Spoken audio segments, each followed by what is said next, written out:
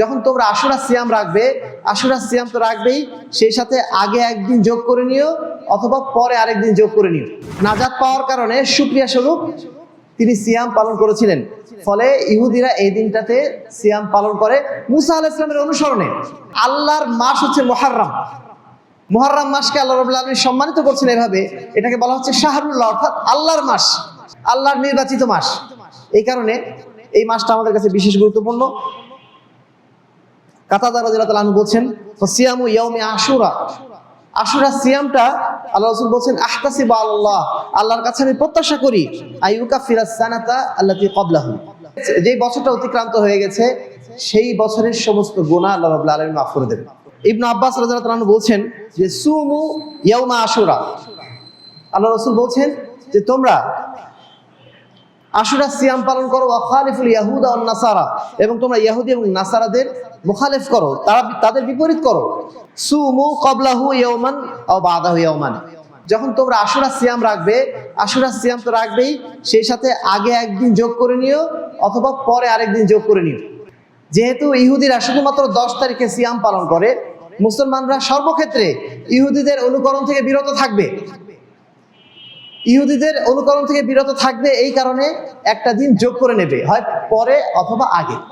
অর্থাৎ আমরা 9 তারিখে এবং 10 তারিখে সিয়াম রাখবো, অথবা 10 তারিখে এবং 11 তারিখে সিয়াম রাখবো। কেন এই আশুরা?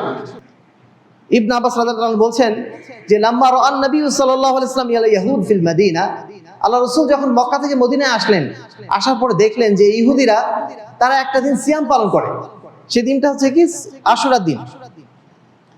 তখন আল্লাহ রাসূল সাল্লাল্লাহু আলাইহি ওয়াসাল্লাম বললেন যে তারা কেন সিয়াম পালন করছে?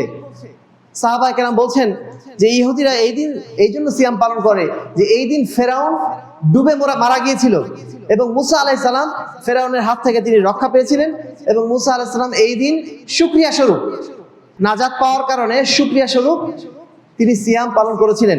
ফলে ইহুদিরা এই দিনটাতে সিয়াম পালন করে মুসা আলাইহিস সালামের অনুসরণে।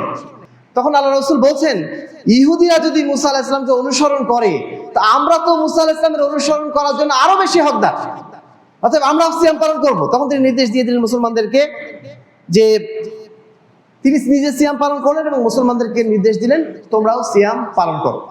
আয়েশা রাদিয়াল্লাহু তাআলা আনহা তিনি বলছেন যে কানা ইয়াউমু আশুরা ইয়াওমান তাসুমুহু কুরাইশ ফিল জাহিলিয়াতে, যে কুরাইশদের জন্য এটা একটা অপরিহার্য সিয়াম ছিল, তারাও সিয়াম পালন করত। তারপর আমাদের নবী মুহাম্মদ রাসূলুল্লাহ সাল্লাল্লাহু আলাইহি ওয়াসাল্লাম তিনি যখন জাহেলি যুগে ছিলেন, তিনিও এই দিনটাতে সিয়াম পালন করতেন। তারপরে যখন রমজানের সিয়াম ফরজ হয়ে গেল মদিনায় আসার পরে, তখন আল্লাহ রাসূল সাল্লাল্লাহু আলাইহি ওয়াসাল্লাম বলছেন এই দিনটা সিয়াম তোমরা পালন করতেও পারো, নাও করতে পারো, অর্থাৎ নফল হয়ে গেল। আগে এটা ছিল ফরজ, রমজানের আগে, রমজানের সিয়াম যতদিন ফরজ হয় নাই ততদিন পর্যন্ত আশুরা সিয়াম ছিল মুসলমানদের উপর ফরজ। কিন্তু যখন আপনার রমজানের সিয়াম ফরজ হয়ে গেল, তখন আল্লাহ রাসূল বললেন তোমরা ইচ্ছা করলে রাখতেও পারো, নাও রাখতে পারো, অর্থাৎ নফল হয়ে গেল। তারপরে সাহাবী রবি রাদিয়াল্লাহু আনহু তিনি বলছেন যে ফাকুন্না বা'দা যালিকা নাসুমু, আল্লাহ রাসূল সাল্লাল্লাহু আলাইহি ওয়াসাল্লাম যখন মারা গেলেন, মারা যাওয়ার পরে আমরা এই সিয়ামটা নিজেরা পালন করতাম, ওয়া নুসাওয়িমু সিবিয়ানানা আসগর, এবং শুধুমাত্র আমরা নিজেরাই পালন করতাম না, আমাদের ছোট ছোট বাচ্চা যারা আছে ওদেরকেও এই দিনটাতে আমরা সিয়াম পালন করাতাম। নিজেও সিয়াম পালন করতাম, আমরা তাদেরকে সিয়াম পালন করাতাম। সুতরাং আমাদের কর্তব্য কি হবে? এই আশুরা উপলক্ষে আমাদের যেটা কর্তব্য হবে, আমরা 2 দিন সিয়াম রাখবো। আল্লাহ রাব্বুল আলামিনের নবী মুসা আলাইহিস সালাম তার নাজাতের শুকরিয়ার কারণে, মুসা আলাইহিস সালাম তিনি ফেরাউনের কাছ থেকে নাজাত পাওয়ার কারণে শুকরিয়া স্বরূপ যেহেতু এই সিয়ামটা পালন করেছিলেন, আমরাও মুসা আলাইহিস সালামের নাজাতের সেই স্মৃতি স্বরূপ আমরাও এই দিন সিয়াম পালন করব, আর একটা দিন সিয়াম যোগ করে নেব, 2 দিন সিয়াম পালন করব। দ্বিতীয়ত, আমরা ফেরাউন এবং মুসার যে কাহিনী কোরআনে বর্ণনা করা আছে, সেই কাহিনী থেকে শিক্ষা নেওয়ার চেষ্টা করব।